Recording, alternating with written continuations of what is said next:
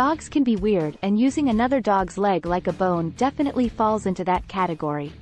However, is there really more to it, or is it just a fun quirk between dogs? This largely depends on your dog and the circumstances, and while most of the reasons are harmless, it can point to an underlying problem that needs to be addressed.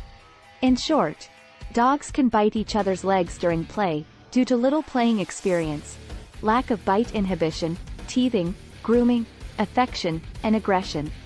As you can see, the reasons differ widely, so let's go into each one of them and find out why your dog is biting another dog's legs. 8 reasons why dogs bite each other's legs. There could be many reasons for your dog's biting, but I can reassure you that most of the time, it's simply a sign that your dog is having fun during play or showing another dog his affection. You can determine the specific cause by observing your dog, the other dog, and their surroundings. Just by looking at the other dog, you can immediately see whether it's something positive or negative. If the other dog is comfortable and enjoying the interaction, your dog probably has the best of intentions, and it's simply a normal way of canine communication. 1. Play. The most common reason for dogs biting each other's legs is play. Dogs can only play with their paws or their mouth, and it's normal for 2 dogs to mouth each other during a play session. Some dogs tend to mouth way more than others, and it can be their preferred play style. When dogs meet each other, there are usually 2 types, the wrestlers and the chasers. Beyond that, there are many other play styles, and some dogs just love going for those bouncy limbs. You're lucky if that doesn't include love munching on your limbs.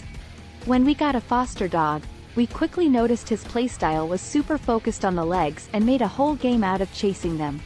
My Rottweiler Amalia is usually a wrestler, so she was used to lots of body contact, and they managed the weirdest play scenarios and oftentimes just toppled over each other. Play bites do not leave any marks, and you should supervise play for signs of discomfort.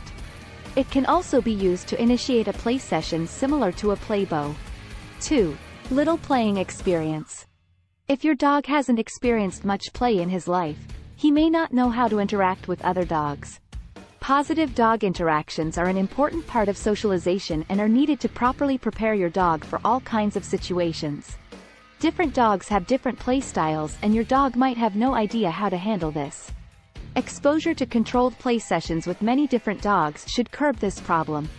It's really important that dog interactions are as positive as possible, so your dog won't walk away scared or insecure. Your dog doesn't have to be able to play with every dog, just like humans are not always compatible with each other. However, any behavior that really bothers or annoys other dogs should be worked on. 3.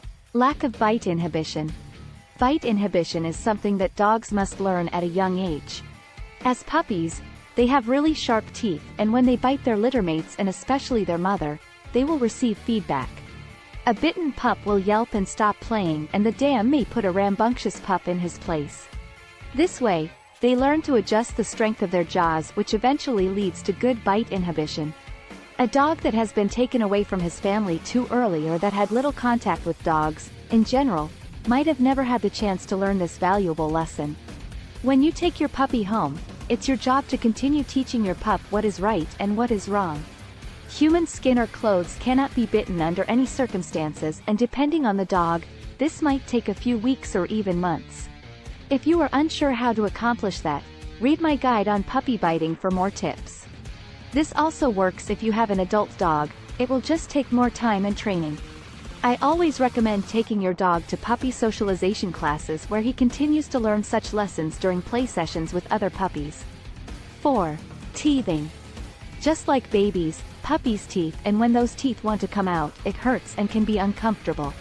They start getting their baby teeth around 3 weeks old and have a full set of pearly whites at 6 to 8 weeks. Most start losing those teeth at around 3.5 months old, and the adult molars grow at 5 to 7 months of age.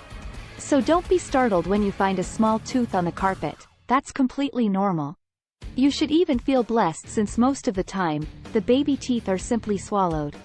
During this time, puppies may become more mouthy or more destructive around the house.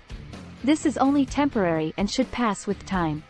Keep your bite inhibition training up and offer your puppy a variety of chew toys to alleviate the pain. Some puppies prefer them soft, others harder. Many like their chew toys chilled or even frozen. Don't worry about leg biting too much during this time since it will most likely go away when their adult teeth have fully grown in. 5. Grooming. It's completely normal for dogs to groom each other and it's part of their social communication. This usually won't be limited to the legs and your dog might groom another dog's ears, face, or paws. Dogs first come into contact with grooming through their mother and it's an important developmental stage during puppyhood. While dogs mostly groom themselves, this attention can also be extended to their canine friends. Licking, nibbling, and grooming release endorphins which can help combat anxiety and stress. So it's definitely a win-win. 6. Affection. Gently biting another dog's legs can also be a sign of affection. When my dog and her Sarloose wolf dog friend cuddled up on the couch together, they loved giving each other slobbery kisses as well as some gentle nibbling.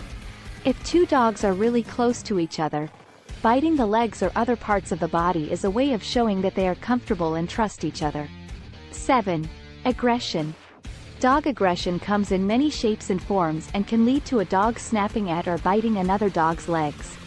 It can easily be differentiated from play by looking at the dog's body posture. A dog that is playing will have a relaxed body posture, eyes, and an open mouth. The tail will be low and relaxed or wagging. There are lots of bouncy movements and you will see the occasional play bow. Aggression, on the other hand, comes with lots of tension.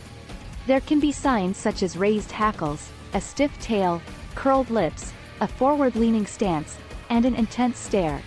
A dog that is aggressive may also be wagging his tail, although not as widely, so it's important to always look at the full picture rather than a specific body part.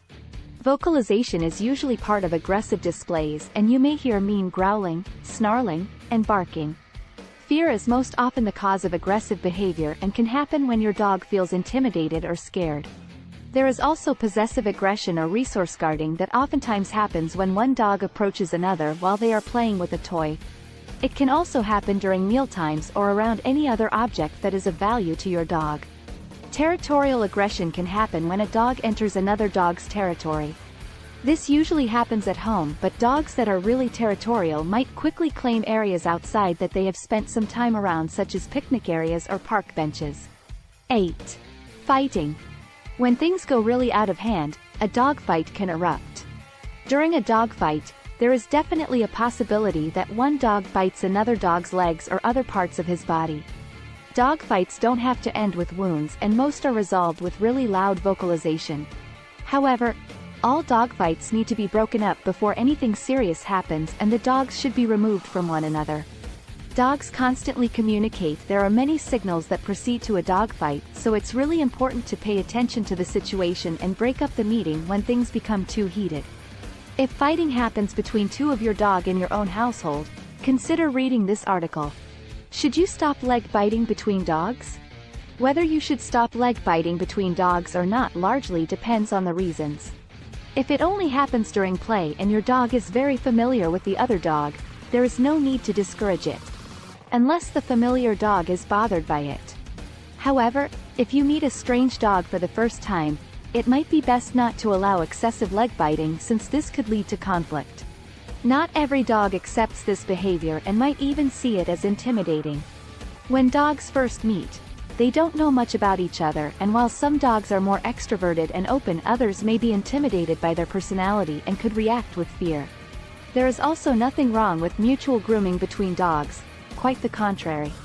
As I have mentioned above, lack of bite inhibition and socialization need to be worked on to resolve the problem. Possible aggression is something that you should take very seriously and consider getting help from a professional trainer that has experience with aggressive dogs.